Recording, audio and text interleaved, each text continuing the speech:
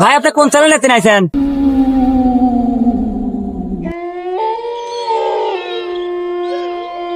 Driver ভাই, আপনি ডানি ভাই এত টাকা লাগবেন না ভাই, আপনি আল্লাহর নামে সোজা চলে যান ভাই, আমার খুব ভয় করতেছে। এ ভাই আপনি তো কেবল আমাদের সাথে পাবনা কন্টেন্ট ফেয়ারে মিলন মেলায় দেখলাম, আপনি সেই ভাই না?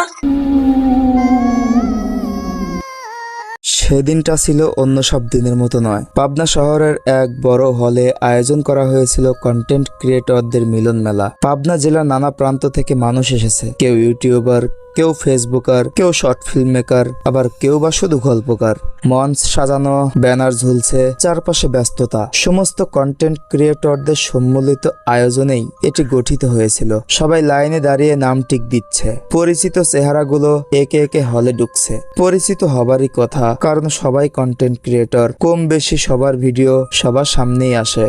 হাসানও সেরকম তার টিম নিয়ে মিলন মেলায় অংশগ্রহণ করেছে। তাদের পেজ এবং ইউটিউব চ্যানেলের নাম উই আর ফ্যামিলি বিডি এবং উই আর ক্রিয়েটর বিডি। সবাই লাইনে দাঁড়িয়েছে। হঠাৎ দেখা গেল এক অচেনা মানুষও ভিড়ের মধ্যে ঘোরাঘুরি করছে। চেহারাটা কেমন অদ্ভুত, শান্ত, কিন্তু চোখে অস্বস্তিকর শূন্যতা। কাগজের খাতায় তার নাম লেখা ছিল, কিন্তু অবাক করার বিষয় হলো কোনো পরিচিত ক্রিয়েটরই তাকে চিনল না। যে খাতা এন্ট্রি করছিল সে তাকে দেখে চিনতে পারলো না, কিন্তু তার নাম যেহেতু রেজিস্ট্রিত আছে তাই অবাক হয়ে তাকে জিজ্ঞাসা করলো, ভাই আপনি কোন চ্যানেলেতে নাইছেন?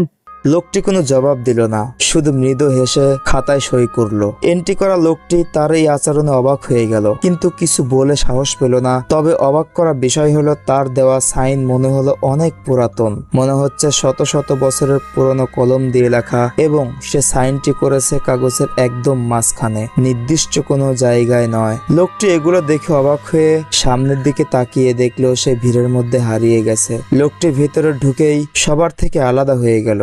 সবাই যেখানে আড্ডা, হাসাহাসি, পরিচিতি বিনিময়ে ব্যস্ত, সেখানে সে এক কোণে গিয়ে নিঃশব্দে বসে রইল। কেউ তার সাথে ঠিকমতো কথা বলতে পারছিল না। কাছে গেলেই তাদের বুকের ভিতর কেমন অদ্ভুত ঠান্ডা হাওয়া লাগছিল। একটা বড় গ্রুপ ছবি তোলা হলো, সবাই হাসছে, হাত নাড়ছে। পরে যখন ছবি দেখা হলো, অদ্ভুত ব্যাপার ধরা পড়লো। যেখানে সবাই পরিষ্কার সেখানে ওই মানুষটার চেহারা ঝাপসা, প্রতিবারই একই রকম। সে কখনো পরিষ্কার দেখা যাচ্ছে, কখনো কুয়াশার মতো ঝাপসা।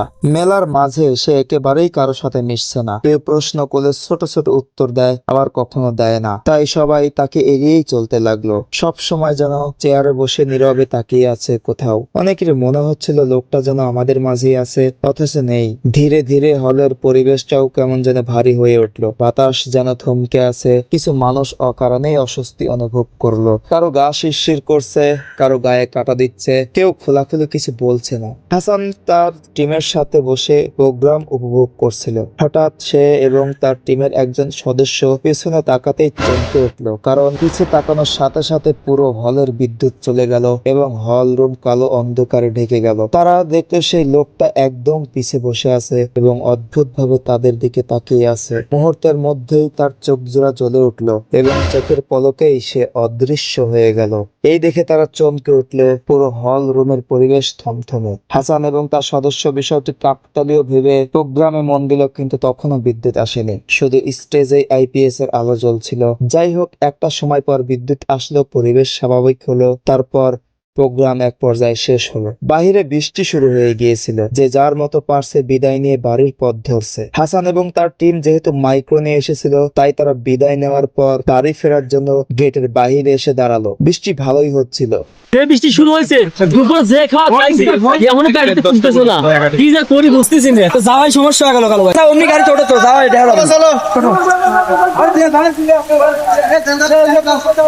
সবাই ভিজে গাড়ির মধ্যে গিয়ে বসলো। তারপর তারা নিজেদের মধ্যে আজকের বিষয় নিয়ে কথাবার্তা বলতে লাগলো। সেই লোকের বিষয়টি তারা বেমালুম ভুলেই গেল। তারা নিজেদের মধ্যে মজা করতে লাগলো।